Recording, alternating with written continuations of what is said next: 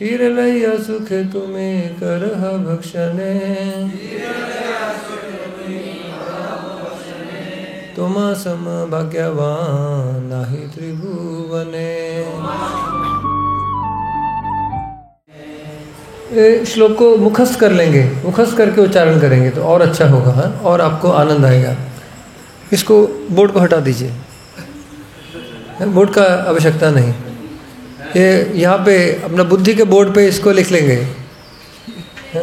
उल्टा करके रख दीजिए। अभी उच्चारण करने में और आपको आनंद होगा। एक बार उच्चारण करेंगे, उसके बाद आप उच्चारण कीजिए। मोबाइल फ़ोन को भी ऐसा उल्टा करके रख दीजिए आपके उसमें। क्षीरलय्या सुखे तुम्हें करह भक्षणे तुमा सम भाग्यवान नाहि त्रिभुवने।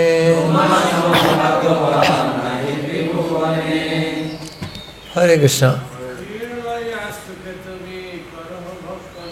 क्षीरलय्या सुखे तुम्हें करह भक्षणे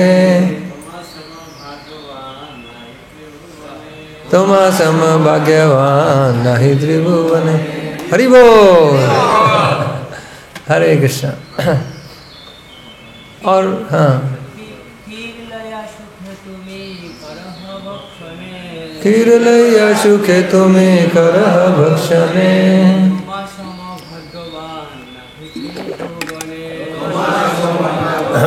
नाहि त्रिभुवने। ओ आप उच्च स्वर में उच्चारण कीजिए, तुम सम भाग्यवान नाहि त्रिभुवने। हम दूसरे भक्तों का भाग्य का ये प्रेस करेंगे, सराहना करेंगे, तो हमारा भी भाग्य उदय हो जाएगा। तो इसलिए थोड़ा उच्च स्वर में उत्साह से इसको श्लोक को उच्च स्वर में उच्चारण कीजिए। और भक्त जिनको मुखस्थ हो गया है, क्षीरलय्या सुखे तुम्हें करह भक्षणे तुमा सम भाग्यवान नाहि त्रिभुवने। हरि बोल। और प्रभु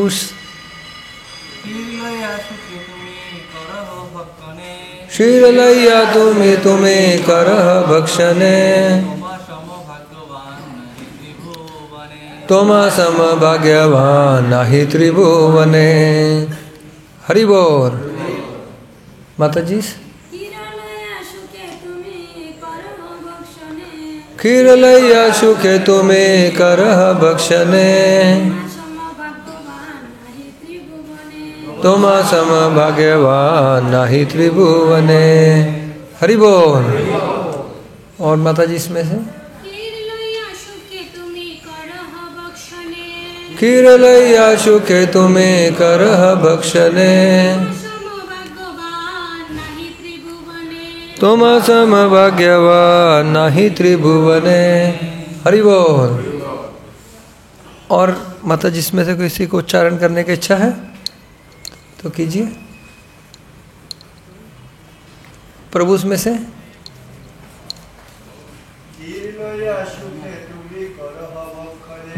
क्षीरलय्या सुखे तुम्हें करह भक्षणे तुमा सम भाग्य।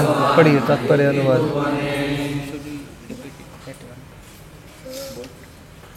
तात्पर्य अनुवाद पढ़िए। हरे कृष्ण। तो अभी धन्यवाद। हम अभी अनुवाद और तात्पर्य पढ़ेंगे बांग्ला में। हरे कृष्ण। पुजारी बोलें এই ক্ষীর গ্রহণ করে তুমি মহা আনন্দে ভক্ষণ করো তোমার মতো ভাগ্যবান ত্রিভুবনে আর কেউ নেই।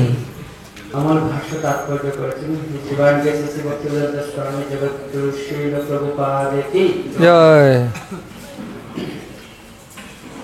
এখানে শ্রীকৃষ্ণের নীতি বিগর্হিত মঙ্গলময় কার্যকলাপের একটি দৃষ্টান্ত প্রদত্ত হয়েছে। যে ভক্তের জন্য গোপীনাথ চুরি করেন সেই ভক্ত ত্রিভুবনের সবচেয়ে ভাগ্যবান ব্যক্তিতে পরিণত হন। ভগবানের অপরাধমূলক কার্যকলাপ তার ভক্তকে ত্রিভুবনের সবচাইতে ভাগ্যবান ব্যক্তিতে পরিণত করে। জড়বাদী মূর্খেরা কিভাবে শ্রীকৃষ্ণের কার্যকলাপ হৃদয়ঙ্গম করবে এবং তার কার্যকলাপের নৈতিকতা বা অনৈতিকতা বিচার করবে? শ্রীকৃষ্ণ যেহেতু পরম তত্ত্ব, তাই তার কার্যকলাপের জড়জাগতিক নৈতিকতা বা অনৈতিকতার পার্থক্য থাকে না। তিনি যা করেন তা সবই মঙ্গলময়, ভগবান মঙ্গলময়।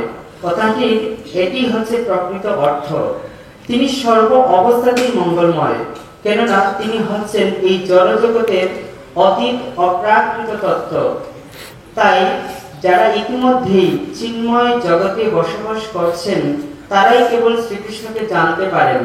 সেই সম্বন্ধে ভগবতী গীতায় 14 অধ্যায় 24 সংখ্যক শ্লোকে বলা হয়েছে, মাং চ ইয় বেবিচারেণ ভক্তি যোগেন সেবতে সহ গুণান সমতিত্বৈতান ব্রহ্ম ভুয়ায় কল্পতে।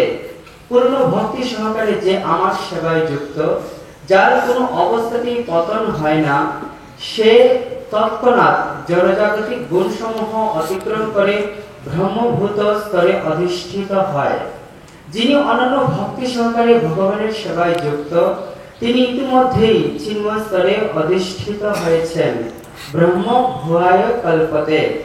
সর্ব অবস্থাতেই শ্রীকৃষ্ণের প্রতি তার কার্যকলাপ ও আচরণ অপ্রাকৃত এবং তাই তার জড় নীতি বাকিশদের বোধগম্য নয়। তাই সেই সমস্ত বিষয়ে জড়বাদীদের সঙ্গে আলোচনা না করাই উচিত। তাদের কেবল হরে কৃষ্ণ মহামন্ত্র দান করাই শ্রেয়, যাতে তারা ধীরে ধীরে পবিত্র হয়ে পরমেশ্বর ভগবান শ্রীকৃষ্ণের অপ্রাকৃত কার্যকলাপ হৃদয়ঙ্গম করার স্তরে উন্নীত হতে পারে। হরে কৃষ্ণ। हरे कृष्ण। मम ज्ञानतिमिरन्धस्य ज्ञानाञ्जनाशलाकया चक्षुरुन्मिलितं येन तस्मै श्रीगुरवे नमः।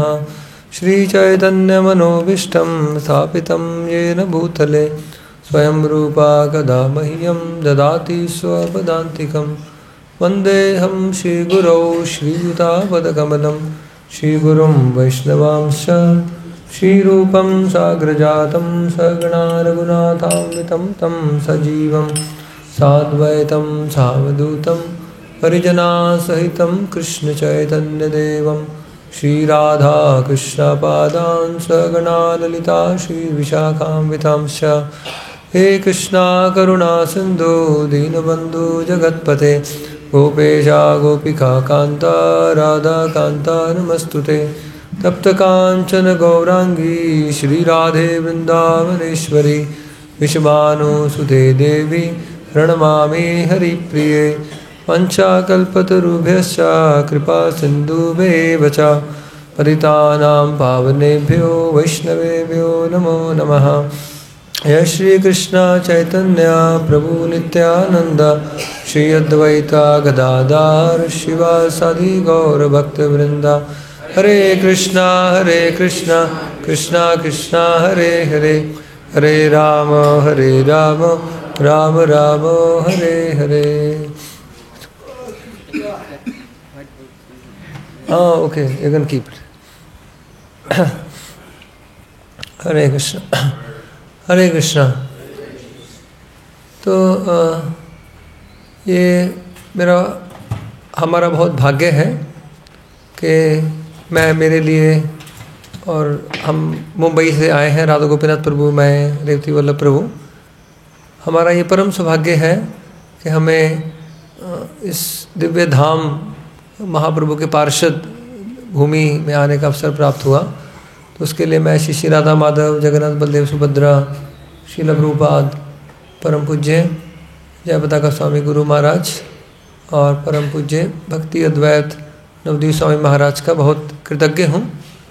ये उनकी असीम कृपा है कि हमको ये धाम में भक्तों का संग, भक्तों का सेवा प्राप्त हुआ है। तो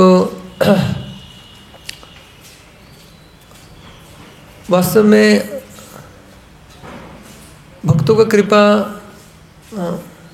भगवान के से भी कृपा के ऊपर है। ये ऐसा भगवान का अरेंजमेंट है, ये भगवान का अरेंजमेंट है कि उनके भक्तों के कृपा से अधिक प्रभावशाली, अधिक पावरफुल है उनके भक्तों की कृपा। महाप्रभु रूप सनातन पे कृपा किए हम जानते हैं, लेकिन जब रूप सनातन जगन्नाथपुरी आते हैं तो महाप्रभु सभी भक्तों को बार बार निवेदन करते हैं कि इनके ऊपर आप कृपा कीजिए, इनके ऊपर आप कृपा कीजिए। तो महाप्रभु की इच्छा है कि रूप सनातन के ऊपर उनके भक्तों का कृपा हो। तो वृंदावन दास ठाकुर कहते हैं, भक्त आशीर्वाद दे कृष्ण दे भक्ति होए, भक्त आशीर्वाद प्रभु शीरे कोरी लोए। भक्तों के आशीर्वाद से कृष्ण भक्ति होती है। भगवान अपने भक्ति स्वयं नहीं देते, भक्त देते हैं भगवान का भक्ति। कैसे उसका उदाहरण दिया गया है, जैसे वृक्ष है, भगवान वृक्ष के समान है, महाप्रभु वृक्ष के समान है। अभी देखेंगे वृक्ष के जो तना है, मूल स्कंध है, उसके ऊपर फल नहीं लगता। फल कहाँ लगता है? शाखा पे लगता है। तो भक्त जो है वो महाप्रभु भगवान वृक्ष के स्कंद के समान है, तना के समान, लेकिन भगवान के भक्त जो है वो शाखा के समान है। शाखा रूपान भक्त गणान कृष्ण प्रेम फल प्रदान। शाखा पे प्रेम का फल लगता है, इसलिए भक्तों की कृपा भगवान की कृपा से अधिक है। तो ये चैतन्य चरितामृत, श्रीमद् भागवतम, चैतन्य भागवत में बार बार सिद्धांत दिया है। और भगवान बहुत प्रसन्न होते हैं जब उनके भक्तों की महिमा बढ़ती है, भगवान को बहुत सुख मिलता है। भक्त महिमा बढ़ाईते यार भक्त सुख दीते, महाप्रभु विनय अन्य नाही त्रिजगते।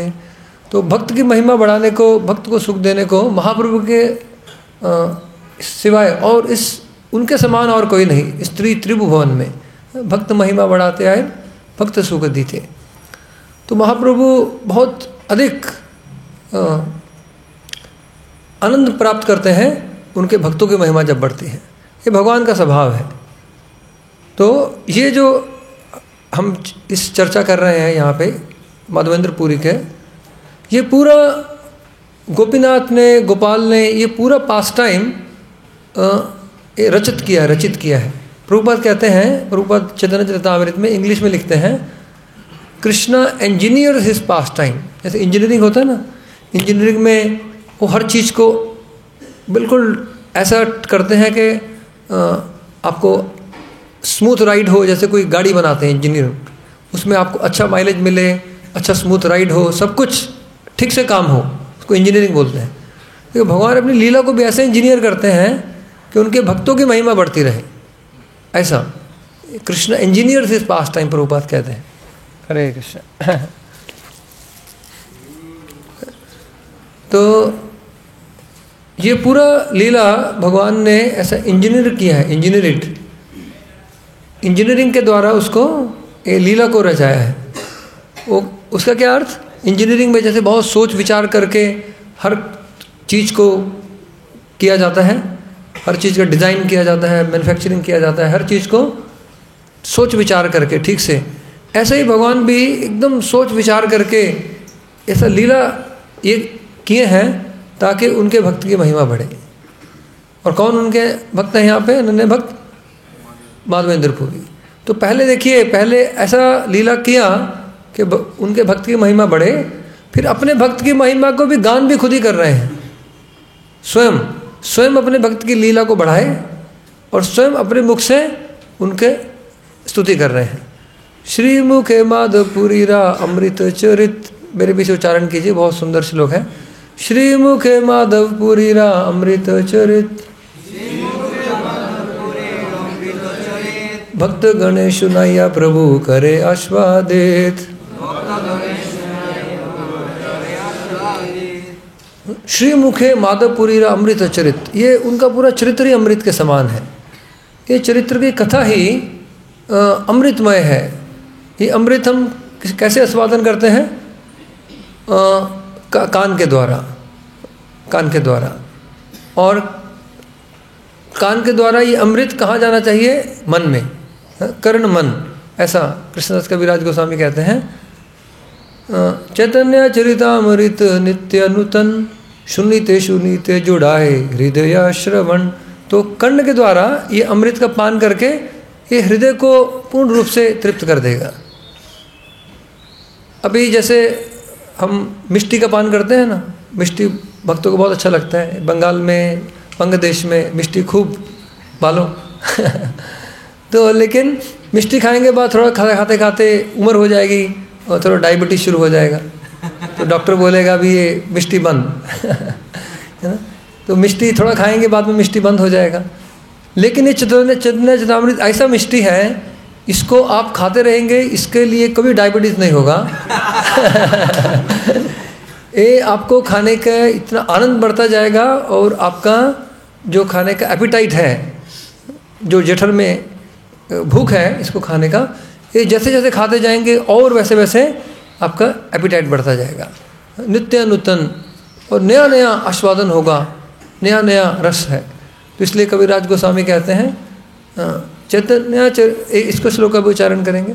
चैतन्य चरितामृत नित्यानूतन,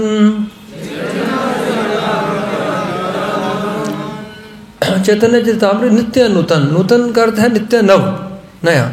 सुनीते सुनीते जुड़ाए हृदय श्रवण, तो श्रवण के द्वारा लेंगे और हृदय को एकदम संतुष्ट हो जाएगा हृदय। चैतन्य चरितामृत नित्यानूतन, सुनीते सुनीते जुड़ाए हृदय श्रवण।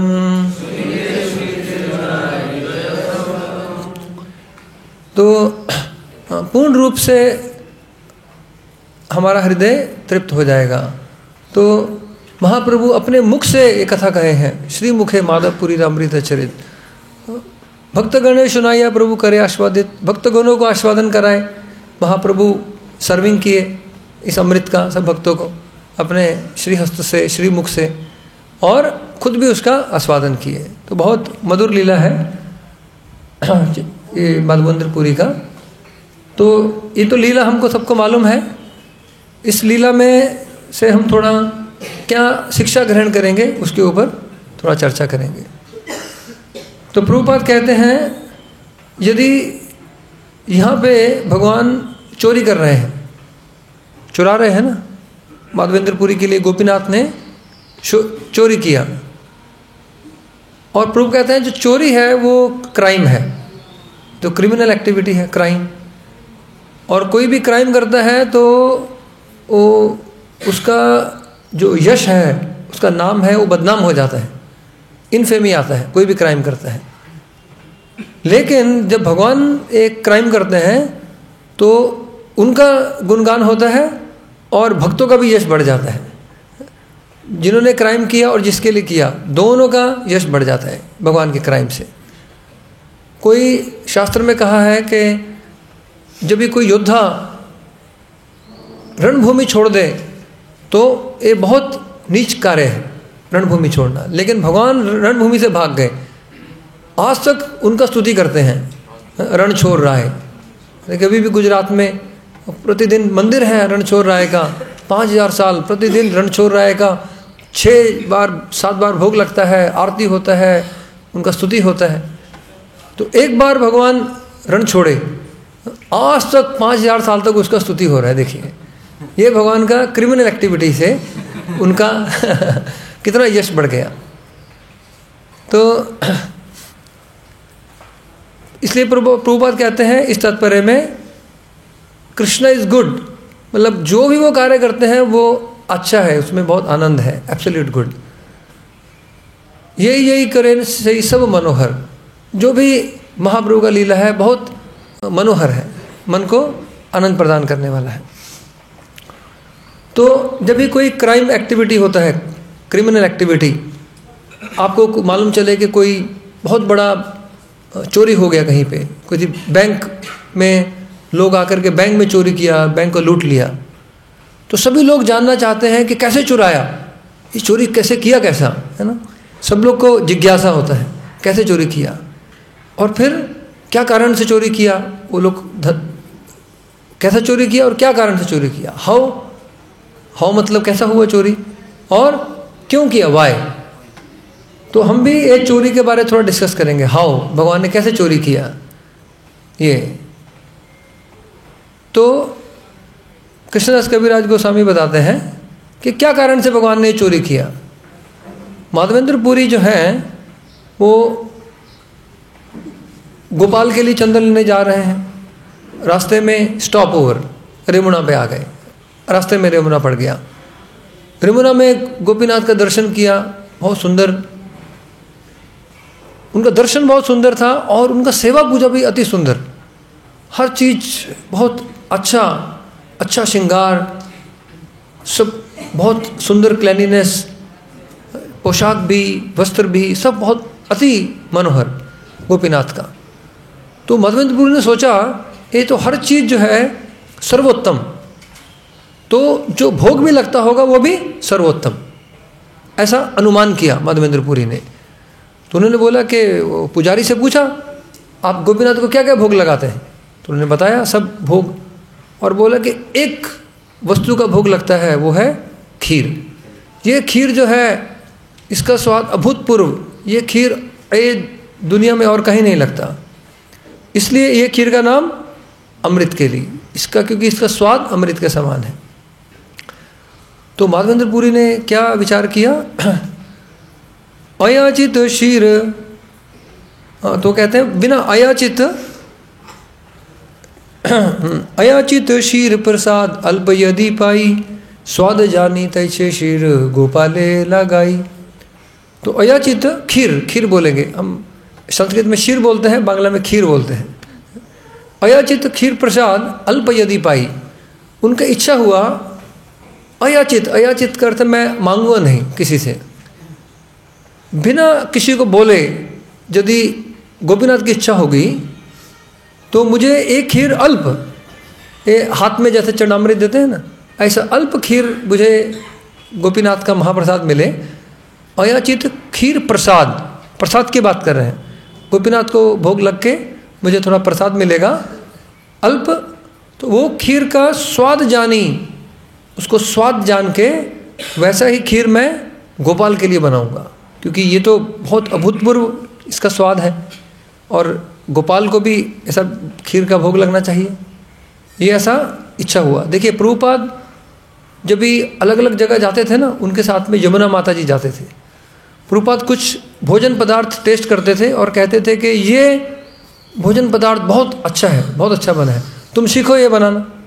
यमुना माता जी को कहते सीखो तुम भी, ये बनाओ, ठाकुर जी के लिए भोग लगाएंगे।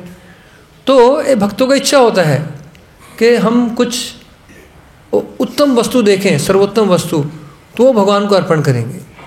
तो प्रभुपाद ने यमुना माता जी को ऐसा बहुत सर्वोत्तम वस्तुएं सिखाई उनके शिष्य। उन्होंने पूरा फिर एक किताब भी लिखा है, the art of Indian cooking, ऐसा किताब है, एक मोटा, श्री कृष्ण कुदीन, एक बहुत मोटा कुकिंग के ऊपर ग्रंथ लिखा है, ऐसा। ये चैतन्य चरितामृत से भी एक किताब से तो इससे डबल साइज है उसका, लेकिन वो प्रभुपाद की इच्छा थी कि आप सीखिए और अन्य भक्त भी उसका फायदा लेंगे। तो ऐसा ही माधवेंद्रपुरी की इच्छा हुआ कि ये खीर इतना मधुर, इतना टेस्टी, ये भी गोपाल को भोग लगाएंगे। तो अभी गोपाल को भोग लगाएंगे तो इसलिए मुझे अल्प खीर यदि मिल जाए तो मैं स्वाद जान करके ऐसा खीर बना दूंगा। ये अच्छे कुक का टेस्ट है, रेसिपी नहीं बताना है, एक टेस्ट करो और बनाओ। तो इससे हम क्या मालूम होता है, माधवेंद्रपुरी जो है एक अच्छे कुक भी थे, अच्छा पाक कर्म करना जानते थे, अच्छा रंधन करना जानते थे। तो वो बोलते हैं मुझे अल्प खीर मिल जाए, लेकिन ये भोग अभी पूरा नहीं हुआ था, भगवान को भोग समर्पित नहीं हुआ था। उन्होंने जैसे ही ये ध्यान में आया, अरे अभी तो भोग पूरा पूर्ण नहीं हुआ, भोग चल रहा है, और मैंने सोचा कि मुझे ये खीर प्रसाद मिल जाए, अपने आप को धिक्कार करने लगे। ओ कितना मैंने अपराध कर दिया, ये मैंने बहुत बड़ा अपराध कर दिया, भगवान का भोग पूर्ण नहीं हुआ ना। देखिए श्रील भक्तिदान हृदय ठाकुर 4 साल के बच्चे थे और उन्होंने एक आम उठा के खा लिया, भक्ति विनोद ठाकुर ने उनको बोला, अरे नहीं, ये कृष्ण का भोग है, ये आपको नहीं करना चाहिए था। ऐसा उन्होंने प्रेम से उनको थोड़ा सा बताया, ऐसा नहीं करना चाहिए था। 4 साल के बच्चे ने एक प्रतिज्ञा की कि मैं अभी कभी ये आम नहीं खाऊंगा, जिंदगी भर, हाँ, पका हुआ आम नहीं खाऊंगा। तो वो पूरा आजीवन भर उनको कोई आम फेंट में देता था तो क्या कहते थे, आमी अपराधी, मैं अपराधी हूँ, इसलिए मैं आम नहीं खाऊंगा। तो हमारे कुछ भक्त लोग बोलने लगे, अरे आम नहीं खाते तो उनको थोड़ा आम रस बना के दे देते, आम का रस मैंगो जूस। हमारा बुद्धि ऐसा चलता है, हमारा नियम ऐसा ही है, थोड़ा एक नियम, थोड़ा रास्ता निकालो, दूसरा रास्ता थोड़ा शॉर्टकट। तो नहीं, आम नहीं खाएंगे तो पके हुए आम का आम रस, तो हम थोड़ा मैंगो कुल्फ़ी ले लेंगे, मैंगो आइसक्रीम, है ना, कुछ तो कुछ तरीके से। पका हुआ आम का कोई पदार्थ नहीं खाते थे। उन्होंने जो अपना प्रतिज्ञा लिया उसमें कोई ऐसा रास्ता नहीं ढूंढते थे उसको निकालने का, एकदम दृढ़ प्रतिज्ञा। तो इसलिए माधवेंद्र पुरी ने अभी भोग पूर्ण नहीं हुआ, अपने आप को बहुत बड़ा अपराधी माना। देखिए, ये तो बहुत छोटा सा, उन्होंने केवल मन में सोचा, ये तो हमने मन में सोचा। मैं किचन में सेवा करता था, कभी कभी भोगा लग रहा होता था, भक्त लोग अपनी प्लेट में भी डाल लेते थे।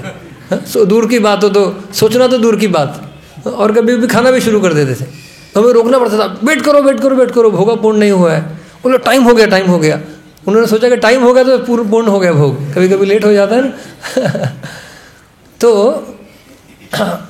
और फिर ऐसा कुछ अपराध नहीं मानते, ठीक है अभी रख देते, थोड़ा और 2 मिनट वेट करते हैं, अपना प्लेट में भी डाल लिया, भोगा चल रहा है। लेकिन माधवेंद्र पुरी शुद्ध भक्त हैं, वो छोटा सा गलती को बड़ा मानते हैं। देखिए, ये भक्त का स्वभाव है, अपना छोटा गलती को बड़ा मानना चाहिए, दूसरे का बड़ा गलती को भी नज़रअंदाज कर देना चाहिए, नहीं मानना चाहिए। भगवान का ऐसा स्वभाव है, ईश्वर स्वभाव भक्तेरा नालय अपराध। भगवान का ऐसा स्वभाव है, भक्त का अपराध नहीं लेते। अल्प सेवा बहु माने आत्म पर्यंत प्रसाद। थोड़ा सेवा को बहुत मानते हैं। देखिए भगवान का कैसा चरित्र है, ईश्वर स्वभाव भक्तेरा नालय अपराध। भक्त कोई बहुत बड़ा अपराध कर दे तो भी भगवान उसको क्षमा कर देते हैं, कोई बात नहीं, ये छोटी सी है। बड़ा अपराध को छोटा मानते हैं, छोटा सेवा को बड़ा मानते हैं। अल्प सेवा बहु माने, ऐसा भगवान का स्वभाव है। तो हमारे प्रभु का ऐसा स्वभाव है, हमारे भक्तों का ऐसा स्वभाव होना चाहिए। कोई भक्त हमारे प्रति कुछ निंदा करे, कोई अपराध कर दे, उसको छोटा मान लेना चाहिए, बड़ा अपराध को छोटा अपराध, छोटा सेवा को, कोई हमारे ऊपर कुछ सेवा करे हमारे लिए तो उसको बड़ा मानना चाहिए। ऐसा भगवान का स्वभाव है। और अपने लिए अपना छोटा गलती को बड़ा मानना चाहिए, अपना छोटा गलती को बड़ा मानना चाहिए। और हमने कुछ बहुत सेवा किया, हमको लगता है, हमको ऐसा नहीं सोचना चाहिए मैंने बहुत सेवा किया, नहीं, ये मैंने थोड़ा तुच्छ सेवा किया गुरु और वैष्णव के प्रति।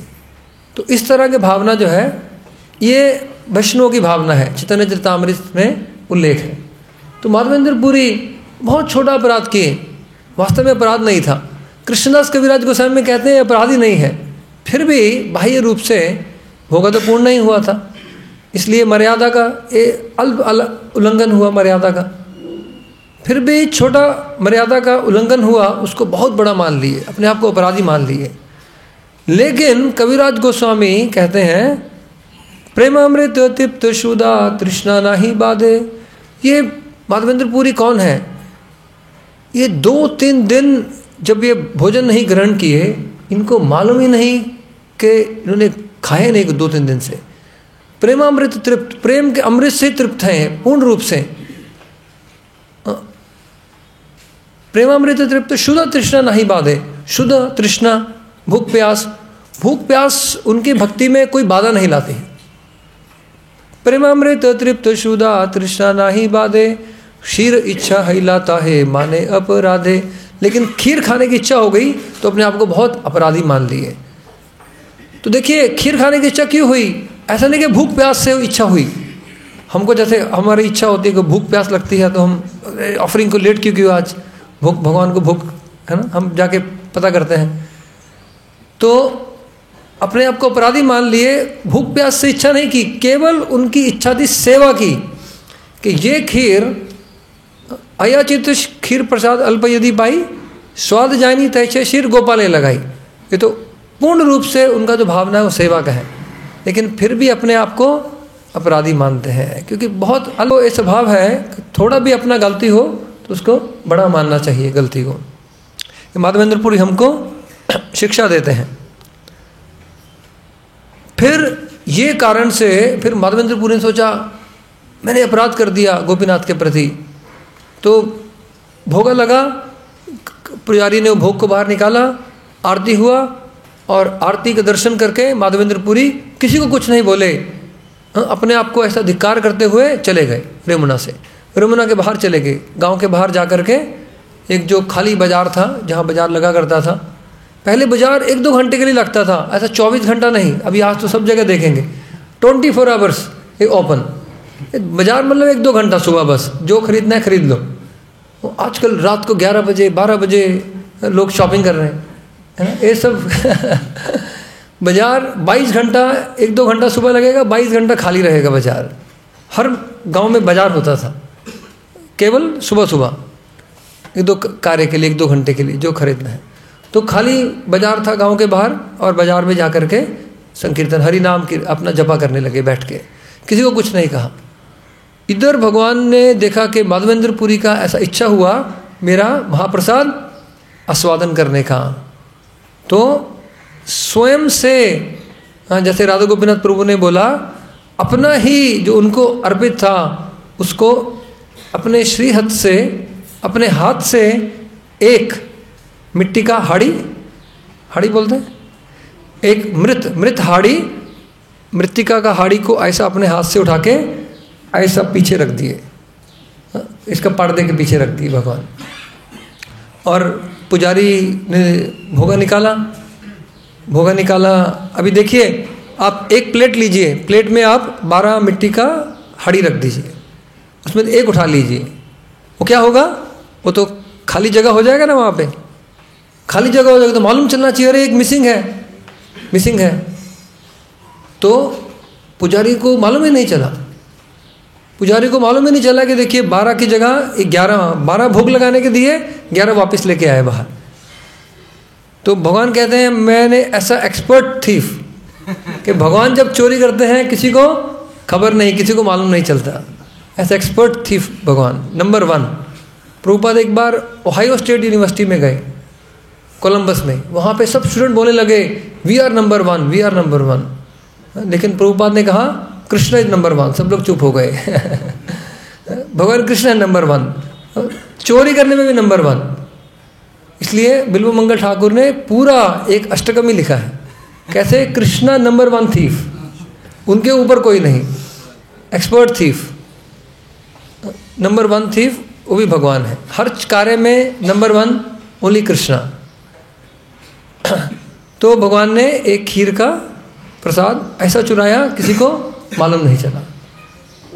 कृष्णदास कविराज गोस्वामी कहते हैं यही क्योंकि भगवान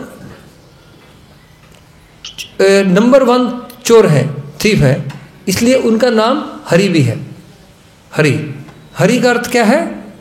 हरि शब्द नाना अर्थ दुई मुख्यतम, सर्व अमंगल हरे प्रेम दिया हरे मन। इसका उच्चारण करेंगे, सुंदर श्लोक है। गोपीनाथ गोपीनाथ क्षीरचोर हरि, उनका एक नाम क्षीरचोर हरि भी है। गोपीनाथ का एक नाम क्षीरचोर हरि, चोरी कर लिया ना, नाम हरि है। हरि शब्द नाना अर्थ दुई मुख्यतम, सर्व अमंगल हरे प्रेम दिया हरे मन। तो हरि शब्द नाना अर्थ, नाना अर्थ मतलब बहुत अर्थ है हरि के, लेकिन 2 मुख्य अर्थ, हरि शब्द के 2 मुख्य अर्थ, सर्व अमंगल हरे, सब अमंगल हर लेते हैं। भक्तों के जीवन में जो भी अमंगल है वो सब हर लेते हैं। और दूसरा क्या हरते हैं? प्रेम दिया हरे मन, हमारे मन को भी हर लेते हैं। तो पहले सब अमंगल को हरेंगे, एक एक करके सब अमंगल का हरण करेंगे और प्रेम दिया हरे मन। तो मैं जब कॉलेज में पढ़ता था, एक स्टूडेंट था, वो स्टूडेंट एक उसके बाद जीन्स था, वो 1 महीना के बाद जीन्स धोता था, वही जीन्स पहनता था रोज। 1 महीना वो जीन्स पहन के, फिर धीरे धीरे हमने उसको बुलाया, थोड़ा भक्ति में इंटरेस्ट लो, थोड़ा जप करो, तो थोड़ा उसको भक्ति में इंटरेस्ट आया। एक दिन उसने अपना जीन्स धो के सूखने डाला, वो कोई उसका जीन्स उठा के ले गया है ना। तो मैंने बोला देखो ये सब अमंगल, तुम्हारे जीन 1 महीना पहनता इतना गंदा, ये भगवान ने तुम्हारा ये सब अमंगल हर लिया। अभी तुम थोड़ा धोती पहनो ऐसा एक और छात्र था, उसका बहुत ऐसा बाल था, बहुत हेयर स्टाइल, है ना। बाद में भक्त बन गया तो ऐसा शॉर्ट हेयर कट कर लिया एकदम। ऐसे कई ब्रह्मचारी होते हैं जिनके बहुत स्टाइल हेयर थे, हाँ। उसके बाद में भगवान ने ब्रह्मचारी बना दिया तो सर्व अमंगल हरे तो सब प्रकार का जो अमंगल है हमारा सब भर लेते हैं। इसलिए हमको भी मालूम नहीं हमारे जीवन में क्या क्या चीज़ जो है अमंगल करता है। कुछ भक्तों को कुछ मिष्टी खाने की बहुत विशेष रुचि होती है, फिर बाद में डायबिटीज़ हो जाता है ना। वो भी भगवान जो आसक्ति है वो भी हर लेते हैं। देखिए एक एक करके पहले सब अमंगल को हरेंगे, तो हम परेशान हो जाते कभी कभी बहुत, अरे एक एक करके सब अमंगल को हर लेंगे।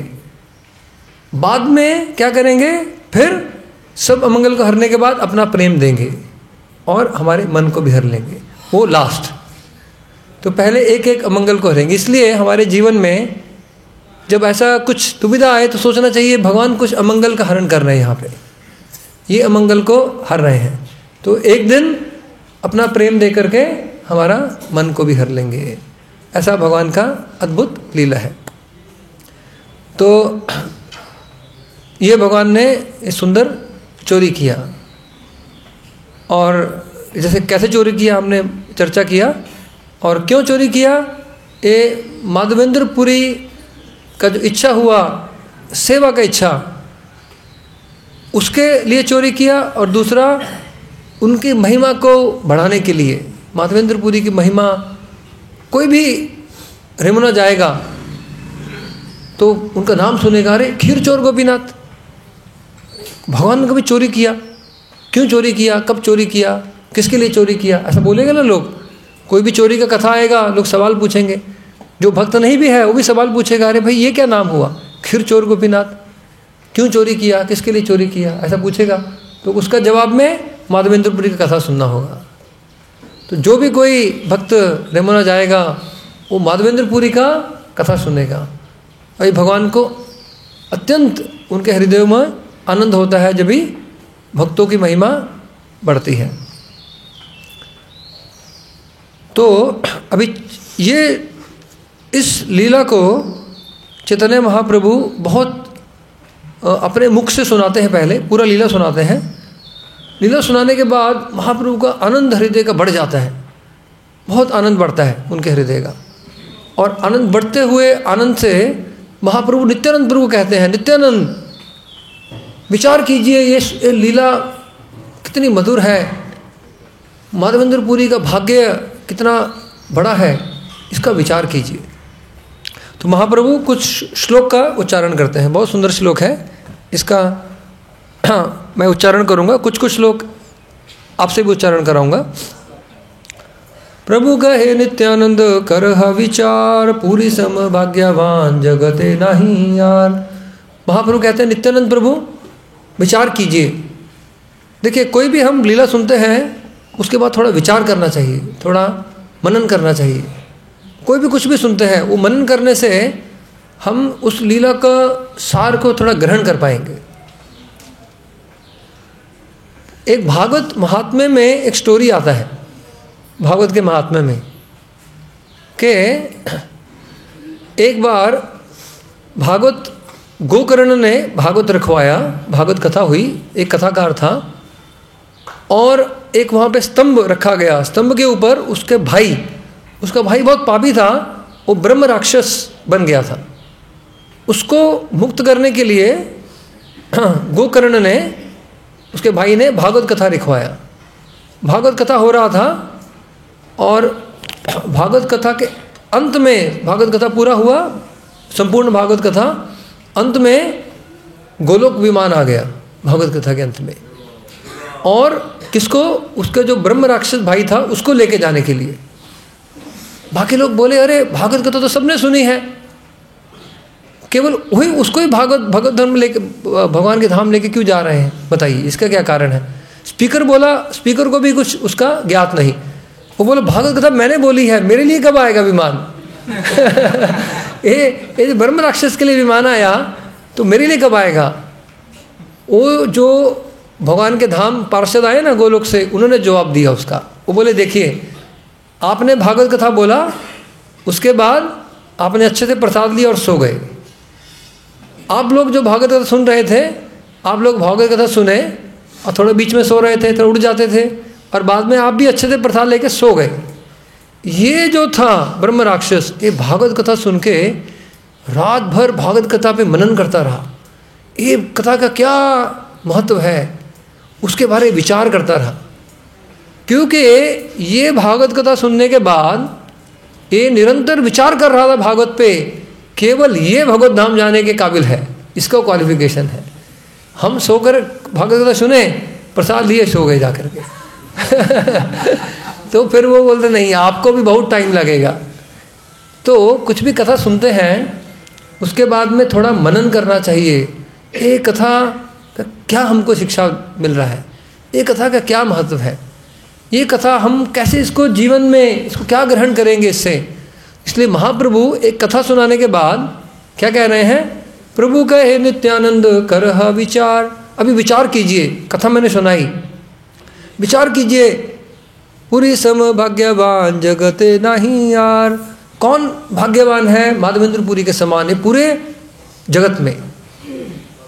दुग्ध दान चले कृष्णा यारे देखा दिला, 3 बार स्वप्ने आसी यारे आज्ञा कैला। भगवान कृष्ण स्वयं दुग्ध देने के लिए उनको दर्शन दिए, 3 बार स्वप्न में आज्ञा दिए। पहले बोले मुझे निकालो, मैं इधर कुंज में हूँ, मिट्टी से ढक गया हूँ। दूसरी बार बोले, उसके 2 साल के बाद बोले मेरा शरीर का ताप नहीं गया, चंदन ले आओ। तीसरी बार स्वप्न में आके बोले ये चंदन गोपीनाथ को लगा दो, गोपीनाथ और मैं एक ही है।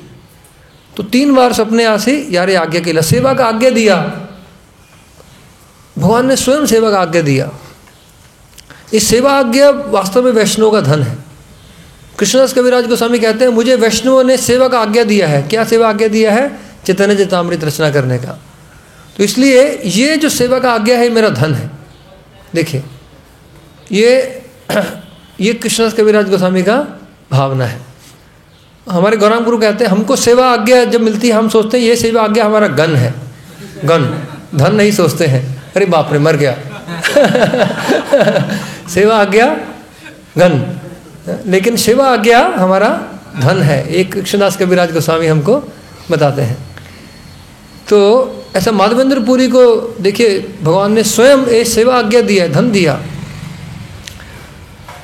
यार प्रेम वश हैया प्रकट हुईला, उनके प्रेम के वश होके गोपाल जी प्रकट हुए। सेवा अंगीकार करी जगत तारीला, और सबसे सेवा अंगीकार किया और जगत को निस्तार किया। देखिए भगवान कैसा प्रकट होते हैं। अभी हमको भक्ति अद्वैत नवदीप स्वामी महाराज कल शाम को बता रहे थे कैसे यहाँ पे राधा माधव प्रकट हुए हैं। इतना सुंदर विग्रह, ये भक्तों के, शुद्ध भक्तों के प्रेम के वश में परम पूज्य जयपताका स्वामी महाराज ने आके उनको यहाँ पे प्रकट किया है। तो ऐसा प्रभुपाद ने एक सुंदर विग्रह को प्रकट किया सिडनी में, ऑस्ट्रेलिया में। उनका नाम भी गोपीनाथ है। जैसे यहाँ पे गोपीनाथ की चर्चा कर रहे हैं ना, रेमुनाथ है गोपीनाथ परम मोहन। एक गोपीनाथ सिडनी में है, ऑस्ट्रेलिया में। सिडनी थे गोपीनाथ परम मोहन, सुंदर छवि। वो प्रभुपाद गोपीनाथ को लेके गए और उधर किसी भक्त को कुछ, कोई ब्राह्मण नहीं, कैसे सेवा करेंगे, वो कोई द्रव्य नहीं, पदार्थ नहीं, ट्रेनिंग नहीं। प्रभुपाद ने देखा ये तो भक्त तैयार नहीं सेवा करने के लिए। प्रभुपाद ने गोपीनाथ को प्रार्थना की कि आप सबके हृदय में हैं, आप इनको इंटरनल ट्रेनिंग, सबको इंडिविजुअल ट्रेनिंग दे दीजिए, आप इनको सिखा दीजिए कैसा सेवा करना है और सेवा ग्रहण कीजिए। ऐसा प्रभुपाद ने भगवान से याचना की और उन्होंने कहा कि मैं तो यहाँ पे ये तो ट्रेनिंग आप देखें, मायापुर में डीटी वर्शिप ट्रेनिंग 6 मंथ्स, 6 महीना ट्रेनिंग होता है। प्रभुपाद ने कहा कि मैं यहाँ पे हूँ, मैं तो 6 दिन भी नहीं रह सकता यहाँ पे, मुझे तो आगे जाना है, तो मैं ट्रेनिंग देने के लिए मेरे पास समय नहीं, आपकी सेवा में मुझे दूसरी जगह जाना है, आप भी ट्रेनिंग कीजिए। और ऐसा प्रभुपाद ने याचना किया और गोपीनाथ ने प्रभुपाद की याचना को स्वीकार किया और भक्तों को प्रेरणा दी कि कैसे उनका सेवा करना है। और आज भी गोपीनाथ का सिडनी में बहुत अच्छा सेवा पूजा हो रहा है। तो ये सब शुद्ध भक्त की महिमा है। प्रेम यार प्रेम वश हैया प्रकट होइला, सेवा अंगीकार करी जगत तारीला। तो जिनके प्रेम के वश में होके प्रकट होते हैं भगवान, शुद्ध भक्तों के प्रेम के वश में प्रकट होकर के सेवा अंगीकार करते हैं। ऐसे ही राधा माधव यहाँ प्रकट हुए हैं, परम पूज्य जयप्रदा गोस्वामी गुरु महाराज के प्रेम के वश में, और वो भी हमको सेवा करने का अवसर दे रहे हैं। उनका सेवा करके हम इस संसार से पार चले जाएंगे। जगत तारीला यार लागी गोपीनाथ शीर कैला चूरी, अतएव नाम हैला शीर चोर करी। तो उनके लिए गोपीनाथ ने खीर को चुरा लिया और उनका नाम हो गया खीर चोर हरि। पुरीरा प्रेम पर काष्ठा करह विचार, नित्यानंद प्रभु विचार कीजिए, माधवेंद्र पुरी का प्रेम कितना महान है, कितना बड़ा है, कितना पराकाष्ठ है। पुरीरा प्रेम पर काष्ठा करह विचार, अलौकिक प्रेम चित्ते लागे चमत्कार। ये प्रेम अलौकिक है, इस संसार में ऐसा प्रेम दिखाई नहीं देता है। महाप्रभु कह रहे हैं, हे न जन गोपालेरा अज्ञा अमृत पाइया, सहस्र क्रोश आशी भूले चंदन मागिया। जैसे ही गोपाल ने कहा मेरे लिए चंदन लाइए, माधवेंद्र पुरी सहस्र क्रोश वृंदावन से जगन्नाथपुरी आए पैदल चल के, हजारों क्रोश का यात्रा किया, पैदल जर्नी, किसके लिए? गोपीनाथ के लिए, चंदन मांगने के लिए। देखिए वो कह रहे हैं, यहाँ पे महाप्रभु कह रहे हैं, इसको आप विचार कीजिए, वो इतना दूर जा रहे हैं पैदल गोपीनाथ के लिए, गोपाल के लिए चंदन मांगने। भूखे रहे तब अन्न मांगिया न खाए। उनको भूख लगती है, कभी किसी से कुछ नहीं मांगते, आज तक नहीं किसी से कुछ। अयाचित वृत्ति जो माधवेंद्र पुरी हैं, वो अपने लिए किसी से एक अन्न का दाना भी नहीं मांगते, लेकिन गोपाल की सेवा के लिए वहाँ पे एक मन चंदन भिक्षा करके लाएंगे। तो ये भक्त का स्वभाव है। कभी कभी होता है ना, हम सोचते नहीं है हमारा स्वभाव नहीं, अरे माधवेंद्र पुरी का मांगने का तो स्वभाव ही नहीं है, लेकिन भगवान कहते हैं मेरे लिए मांग के लाओ, तो उनके लिए मांगने जाते हैं। उनके लिए, अपने लिए आसपास से भी नहीं मांगते हैं, किसी को बोलते नहीं, लेकिन गोपाल की सेवा के लिए 1000 किलोमीटर दूर जा रहे हैं भिक्षा मांगने के लिए, भगवान की सेवा के लिए, अपने लिए नहीं मांगते हैं। उनको अत्यंत गोपाल जी को अत्यंत उनको रास्ते में विघ्न आया, बहुत बहुत मुश्किल आई, और लेकिन उन्होंने सब कुछ सहन कर लिया। ऐसा महाप्रभु स्वयं स्तुति कर रहे हैं। फिर महाप्रभु कहते हैं, इस श्लोक का उच्चारण कीजिए। प्रगाढ़ प्रेमेराय स्वभाव आचार, निज दुख विघ्न आदिर न करे विचार। ये प्रगाढ़ प्रेम का यही स्वभाव है, यही आचरण है कि निज दुख विघ्न का विचार नहीं करते। यही तार गाढ़ प्रेम लोके देखाइते, गोपाल तारे आज्ञा दिला चंदन आनीते। गोपाल यही दिखाना चाहते थे कि प्रेम की क्या परिभाषा है। प्रेम की परिभाषा है निज दुख विघ्न आदिर ना करे विचार, कि भगवान की सेवा के लिए, गुरु की सेवा, वैष्णव की सेवा के लिए निज दुख विघ्न आदि कुछ विचार नहीं करना चाहिए, उसको सहन कर लेना चाहिए, खुशी खुशी सहन कर लेना चाहिए। जैसे भक्तिविनोद ठाकुर हमको कहते हैं, तोमार सेवाए दुख होए यत से तो परम सुख। तो वास्तव में गुरु वैष्णव भगवान की सेवा में जो भी दुख तकलीफ होगा वो परम सुख का कारण हो जाएगा, हमको परम सुख देगा, इसलिए उसको स्वीकार कर लेना चाहिए। यही प्रेम की परिभाषा है। तो इस तरह से महाप्रभु कहते हैं, यही भक्ति भक्त प्रिया कृष्ण व्यवहार, इसको उच्चारण करेंगे, यही भक्ति भक्त प्रिया कृष्ण व्यवहार, पूजिते हो आमास बार नाही अधिकार। तो ये इस श्लोक में यही भक्ति भक्त प्रिया कृष्ण व्यवहार, ऐसा माधवेंद्र पुरी का भक्ति और ऐसा भगवान का व्यवहार, उनके ऊपर कृपा, बुझते हो आमा सवार नाही अधिकार, हमारा इसको बुझने का भी, हम समझ पाने का भी अधिकार नहीं है। इसलिए हम क्या करेंगे, उनका स्तुति करेंगे, गुणगान करेंगे, महान भक्तों का सेवा करेंगे, उनके पथ चिन्हों पर चल करके हमारे जीवन को भी सफल करेंगे। जय श्री माधवेंद्र पुरी पाद की जय, श्री गौरंग महाप्रभु की जय, श्रील प्रभुपाद की जय, निताई गौर प्रेमानंदे। हरे कृष्णा। अपना देव सकल के अनेक अनेक धन्यवाद।